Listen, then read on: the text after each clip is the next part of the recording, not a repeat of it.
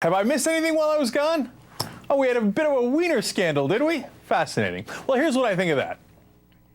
It is a shame! A shame! Nonetheless, my new defense of Anthony Weiner's career is our lead story tonight. I am undaunted. But first, we should acknowledge something important. I was wrong. I was convinced that Congressman Weiner had been hacked and that he had not sent that picture. He is wrong! The gentleman is wrong! I know, I just said that. But are you ready for this? I think there is no reason why he should step down. Undaunted. Of course, Republicans disagree. The head of the RNC, Reince Priebus, says Weiner should resign, and today House Majority Leader Eric Cantor agreed. I don't condone his activity. I think he should resign. But I have a message for Eric Cantor. The gentleman will sit! The gentleman is correct in sitting! Look, was what Weiner did creepy? Yes, of course, we all agree to that. Was it illegal? In my opinion, no. Now, look, if he wound up using public resources for the cover-up, that might change the equation, and of course, we'll have to see about that. But does any of this have anything to do with the congressman's views on taxes or the budget or any other issue? No. Remember, he was the principal congressman that led the charge to get health care for our 9/11 responders when the Republicans were blocking that bill. So does it affect what I think of that bill if I knew that Congressman Weiner was sending out dirty pictures at the same time that he was pushing for it? Absolutely not. Now, it's not just Republicans going after Weiner, unfortunately, as they like to do, of course. Democrats don't have his back either. Even Nancy Pelosi threw him under the bus, calling for an ethics investigation. Today, Harry Reid also declined to throw Weiner a lifeline. Here's what Reid said when asked if Weiner should resign. I know Congressman Weiner, and I wish there was some way I can defend him, but I can't. Why? Because, oh my God, it's a sex scandal. Everyone run for the hills. Look, I, on the other hand, have been consistent on this. I don't give a damn about their sex lives unless they broke a law, abused their power, or it somehow affected their jobs. I didn't think the other shirtless wonder, Chris Lee, who is a Republican, by the way, should have stepped down either. Neither one of them broke any laws. They just got caught in embarrassing sexual situations. There they are, the shirtless wonders. There is no reason that their sex lives is our business. Look, I get it. It's a fun story. I'm also guilty. I also have fun with these stories, especially when it comes to hypocritical family values Republicans. I know that. But in the end, as long as no laws or rules are broken, I say, let them go. Let them go. Now, there's some chance that other people in the country disagree with me. So let's have a conversation. Joining me now is Jonathan Capehart, editorial writer for The Washington Post, and an MSNBC political analyst. Also with us, Errol Lewis, political anchor for the New York One News Network in Weiner's hometown. And John Fury, a Republican strategist. So we got a full boat here. All right. First of all, John, let me start with you, since you might be one to disagree. We'll find out. I say, look, whether it's Chris Lee or Weiner, if it doesn't affect their jobs, I don't really care. Where am I wrong there? I'm not sure if you are wrong. What I'd like to see here, Cenk, is a nice long investigation by the Ethics Committee. Find out if he used official resources. Find out if these pictures he sent were part of a consensual relationship or not. I think that's a big part of this. I mean, obviously what he did was creepy. I think that, in many ways completely disgusting. I understand that one of the rules of the House is you have to always work to bring credit to the House, and this obviously doesn't bring credit to the House. I think that's a problem. But, I do think that this is something that the Ethics Committee is going to take up. I think that you were right. Nancy Pelosi, the former Speaker, has thrown him under the bus. And I think his long-term political prospects are very uncertain, or worse, probably over. I think there's a lot of happy New York congressmen now who are going to take up parts of his district in redistricting, and Anthony Weiner's career is effectively over. Okay, that's a very strong statement there at the end. Look, I'm amused by the idea that the House has some sort of reputation to protect.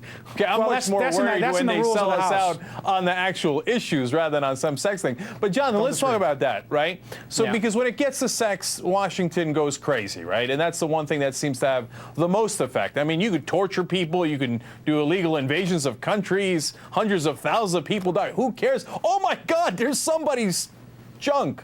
Oh, everybody panic, right? So, Jonathan, I mean, so what are the rules here? And according to the Washington rules, is Weiner done for?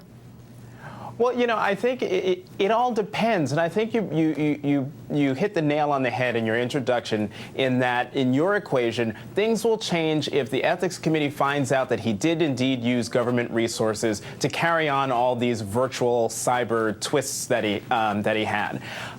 You know, this is a sort of shame, fool me once, shame on you, fool me twice, shame on me. He fooled us last week when he said that he was punked, he was pranked, he was hacked, he was whatever, that photo was not of him. That became shaky when he told Luke Russert he couldn't say with certitude that the picture was indeed not him. And then yesterday he tells us, yeah, it was me, and in fact, I did a whole lot of stuff on Twitter, Facebook, email, you name it, I did it. Yesterday he told us that he didn't believe that he used government resources and he wasn't resigning. If we find out through the Ethics Committee, which Nancy Pelosi was right to call the investigation and he was right to say he would cooperate, if the Ethics Committee comes back and says that he did indeed use government resources, he has to go.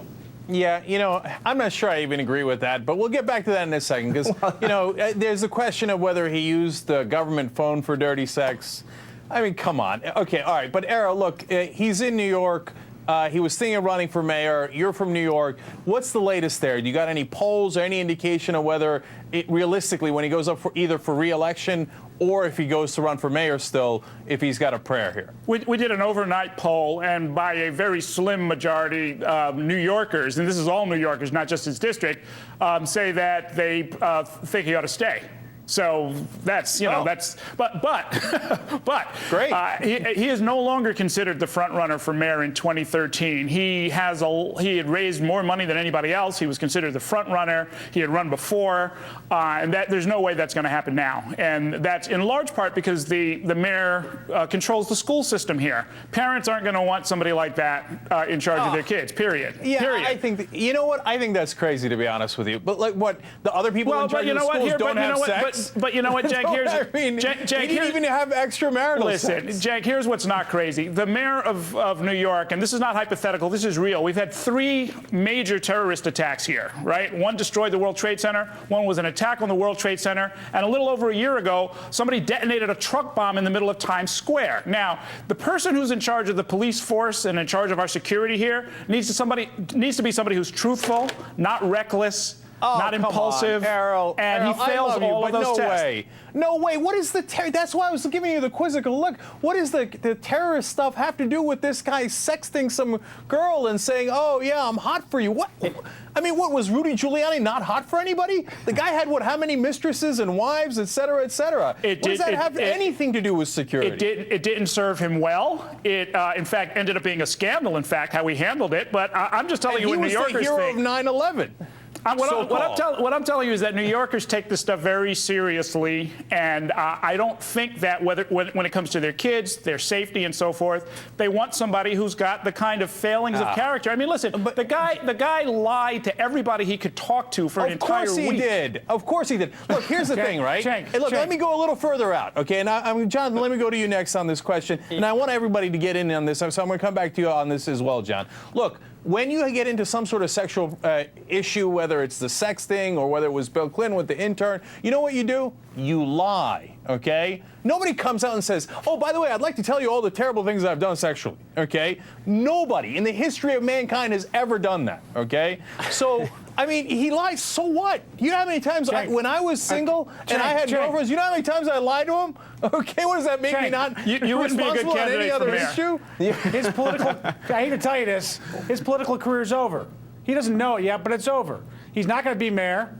His colleagues don't want him to be there anymore. Most of his colleagues want him to leave. They certainly don't want to take any kind of campaign contributions from him. They want him out. And this is his Democrat colleagues, not his Republican colleagues. He's got to find out, how do I get the same deal as Elliot Spitzer and then get a talk show on a rival network? And that's what he's thinking. Look, hold on. Jonathan, I'm going to get to you in 1 second. Hold up, dog. I'm going to let you finish in a second, okay? But, John, you got to answer this question. If you're going to say all that stuff, okay, I hear you. So today, you are calling for David Vitter, the man who slept with multiple hookers, to step down, right? I'm not. I mean, he broke the law. Calling for that. I'm not saying he broke the law.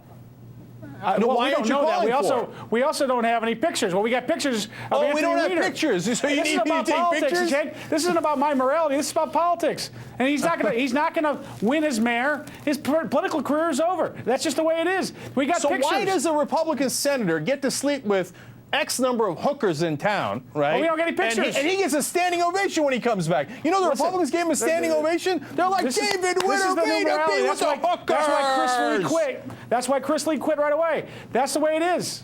It's just there's nothing we can do about it. Oh, nothing we can do about it. That's just Well, the listen, this is hypocrisy going to of happen. Washington. His Democratic colleagues are going to Bitter turn on gets him. away He's with not it, going to win as and mayor. Weiner His doesn't. seat's I don't going to know get why. redistricted out. Jonathan. Cenk, the point I wanted to make about Congressman Weiner that John touched on that I think is very important and is a distinction here is that Congressman Weiner is standing all by himself, not just at the podium yesterday, but among his colleagues in Congress. You played the clip from Senate Majority Leader Harry Reid saying that he doesn't know what to tell him. And the other thing is, we look at the other member of Congress from New York who got into some serious ethical trouble, Congressman Rangel. I mean, this is the former chairman of the Powerful Ways and Means Committee who had undeclared income, hadn't paid taxes on rental income, all sorts of other things, which is just not, you can't do that as chairman of Ways and Means. He was censured by his colleagues, but he is personally liked by his colleagues. Remember that dramatic moment with the vote in the House where people would say, I personally like Charlie Rangel, but I'm going to have to vote to censure him. Congressman Weiner wouldn't have that same thing. There's no one who's willing to stand up to say they personally like him. And when you're in trouble like this, you need friends. President Clinton had friends. And look, see, John, that's a great point, right? And I think you're entirely right about that. But isn't there something awfully goofy about the way our politics works? That it doesn't matter if you lie, cheat, and steal, right?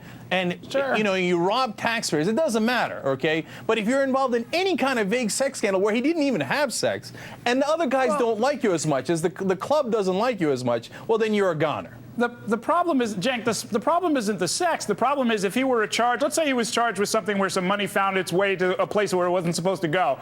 Everybody would say, well, he deserves his day in court and we'll have a process. But in this case, there is no process because he admitted to a whole bunch of bad stuff. So we're on basically at the day where he got convicted after doing a whole bunch of lying right before he admitted everything that he had done. And there's not a lot of room for forgiveness there, frankly. And it is telling that he doesn't have people standing with him. Look, I think the bottom line is he swore an oath to his constituents. He swore an oath to his wife. The people who hired him and the woman who married him, it's their call as to what to do with this guy. It's not up to any of us. All right, listen, we got to leave it right there. It's a great conversation, and I'm perfectly aware that I will probably lose this debate. But I'm right there. I've been consistent on Schwarzenegger, Chris Lee, and Weiner here as well. If they don't break the rules, their sex lives has nothing to do with us. All right, Jonathan Capehart, Era Luce, and John Fury, all of you, thank you so much for your time tonight. Thank you.